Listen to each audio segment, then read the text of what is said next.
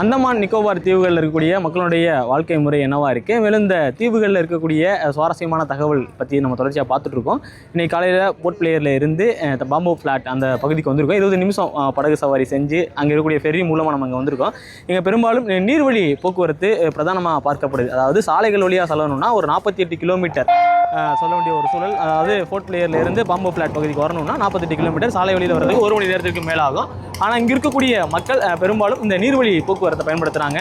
அவங்களுடைய இருசக்கர வாகனங்கள், கார் கூட இந்த மாதிரியான ஒரு ஃபெரியில் ஏற்றிட்டு அடுத்த பக்கத்தில் இருக்கக்கூடிய அவங்க செல்லக்கூடிய பகுதிகளுக்கு செல்ல முடியும். இதுக்காக பாஸஸ் எடுத்து வச்சுருக்காங்க. இப்போ மந்த்லி பாஸ் பார்த்தோன்னா 180 ரூபாய் கட்டிட்டோம்னா அவங்களோட இருசக்கர வாகனங்களை பயன்படுத்தலாம். அது போக 14 ரூபா 50 ரூபா அந்த மாதிரியான டிக்கெட் விலைகளையும் அவங்க பயன்படுத்தலாம். பள்ளி கல்லூரிக்கு செல்பவர்கள், வேலைக்கு செல்பவர்கள், தொழிற்சாலைகளுக்கு செல்பவர்கள், அந்த மாதிரியான நபர்கள் எல்லாமே இது போன்ற ஃபெரியை அதிகமாக பயன்படுத்துகிறதா சொல்லப்பட்டிருக்கு.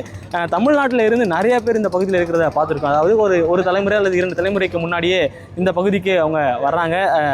இங்கே அவங்களுடைய அப்பா வேலை பார்த்துருப்பாங்க. அதுக்கப்புறம் தொடர்ச்சி அவங்க இங்கே இருந்து சில கடைகள் வச்சுருக்குது, அந்த மாதிரியான பிரதான தொழில்கள்லாம் ஈடுபடுத்திருக்காங்க. இந்த சுனாமி வந்தப்போ கூட இங்கே இருந்து போகாமல் இருக்கக்கூடிய தமிழக மக்களையும் நம்மளால் பார்க்க முடியுது. நீர்வழி போக்குவரத்து அந்தமானில் மிக முக்கியமாக பார்க்கப்படுது. இங்கே இருக்கக்கூடிய மக்களுக்கான அத்தியாவசிய ஒரு போக்குவரத்தாக நீர்வழி போக்குவரத்து இருக்குது. இப்போ நம்ம அந்த ஃபெரியில் 48 கிலோமீட்டர் தூரம் சுற்றி வரக்கூடிய அந்த சாலை பகுதியில் விடுத்து இந்த ஃபெரியில் வந்ததுனால கிட்டத்தட்ட 20 நிமிஷத்துலேயே நம்ம இந்த இடத்துக்கு வந்துட்டோம். பள்ளிக்கு போகிறவங்க எல்லாருமே இந்த ஃபெரியை தான் பயன்படுத்திட்டு இருக்கிறாங்க.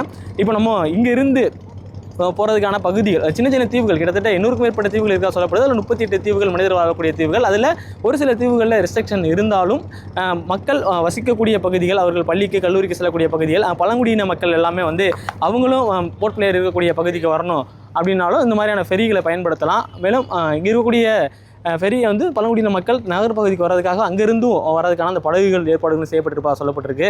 அந்தமானை பொறுத்த வரைக்கும் நீர்வழி போக்குவரத்து மிகவும் முக்கியமாக இருக்குது. ஒரு தீவிலிருந்து மற்றொரு தீவுக்கு செல்வதற்கு சாலை பாலங்கள் ஒரு சில இடங்களில் கட்டப்பட்டிருக்கு. இருந்தாலும் நீர்வழி போக்குவரத்து என்பது மிக முக்கியமாக இருக்குது.